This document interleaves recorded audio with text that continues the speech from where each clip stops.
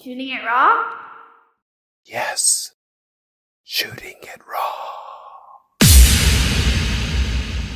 Now this is, well, do you want to explain? Do you want to explain it? There's more birch trees too. I love it. Okay, so you're such a Canadian. Well, yes, I am. For the listener, a birch tree is a white. Okay, so it's a tree without. Well, certainly in the fall or whatever. It's not a very leafy tree, and the birch, like the bark, is white, almost papery. And what breaks through that white or papery bark is the knots, which are often black.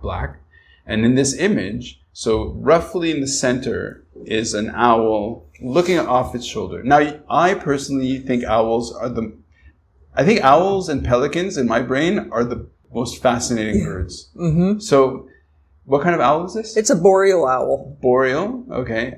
So it's mostly black and white. It's got a bit of brown on its shoulders. It's looking over its shoulder at something with these bright yellow eyes.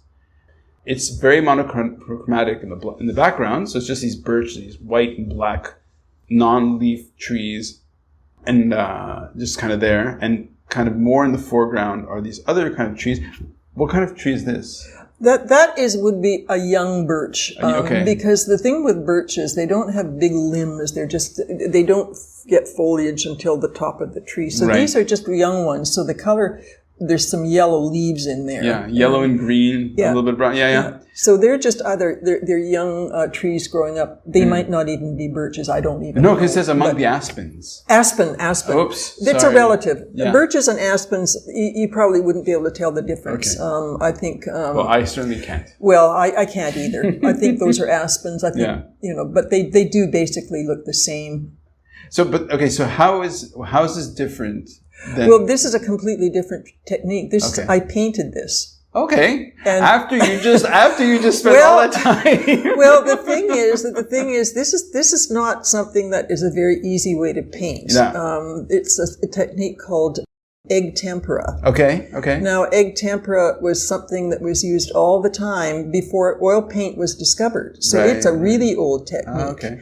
And there's some very famous people like Andrew Wyeth and Alex Colville, which is a Canadian artist. They worked in egg tempera. And what it is you end up using raw pigment powder, and then you end up putting egg yolk. Egg yolk. And you put egg yolk, you mix that in with a little bit of water, and the egg yolk acts as a binder. You know what it's like if you get egg yolk drying on your plate? It hardens. But you have to apply it in very tiny little brush strokes. I mean, I use thin little brush strokes. So each one of those, there's no broad brush stroke. It took me hours to do that darn thing. It took me 3 months to do that painting. Okay, so the background, the far background is kind of greenish, kind of brown, lots of, like a very dark black that's almost green. Yeah. And the sky, if there is kind of more gray, but again, quite greenish. And then the birch, or the aspen, I guess. Aspen, whatever it is. The white of it.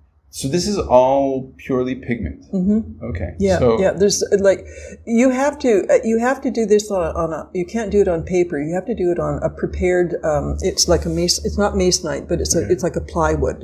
And you have to end up putting on a gesso. It's something that oil painters use to prime their canvases. But this is something you have to make out of rabbit skin glue and calcium carbonate powder and mix it all up, and you have to end up putting 10 layers of this darn stuff on, because the egg tempera has to end up absorbing into it a certain way. You can it's so complicated, and the way you describe it is like, why did you do it? I was punishing myself. I think I'm a masochist. I really do, but the thing is, again, it's detailed. It's almost like drawing with a paintbrush.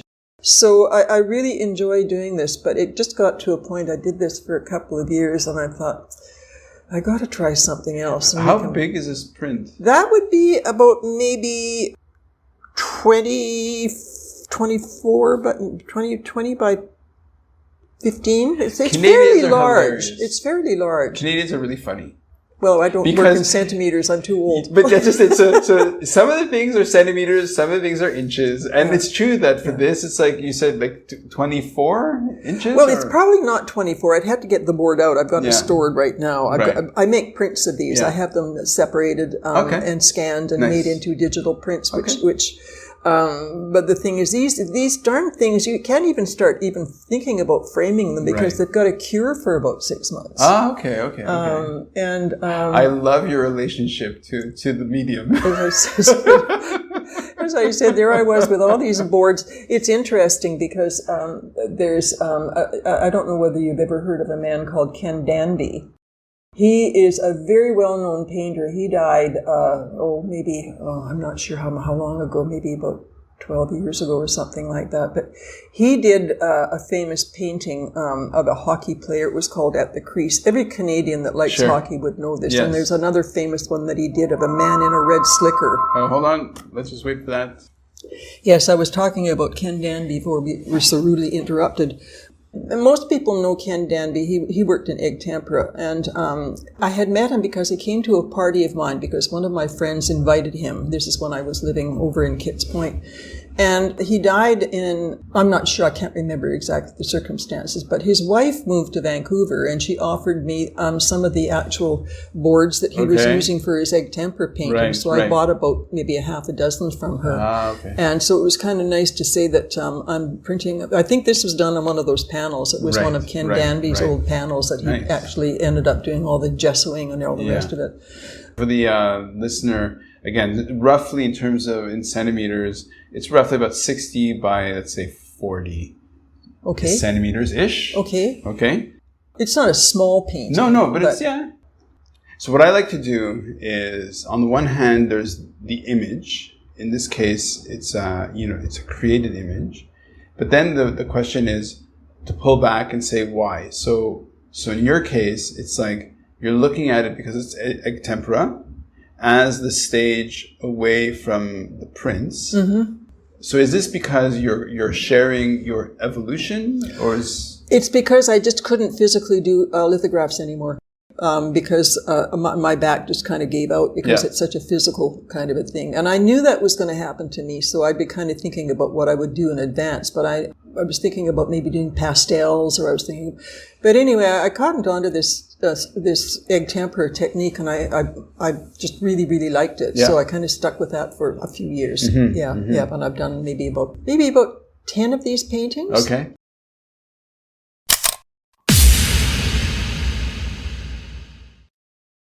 So is life really a gift? Really? Can you make every second count?